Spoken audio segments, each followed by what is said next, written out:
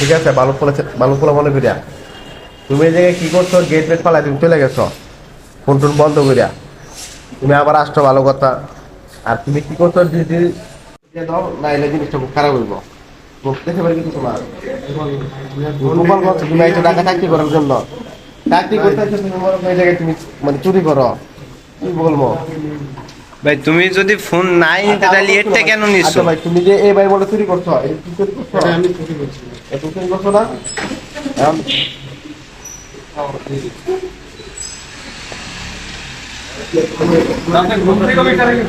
একটু কথা শুনলেন তো? বলো ভাই। আমি আর ফোনটা নিই।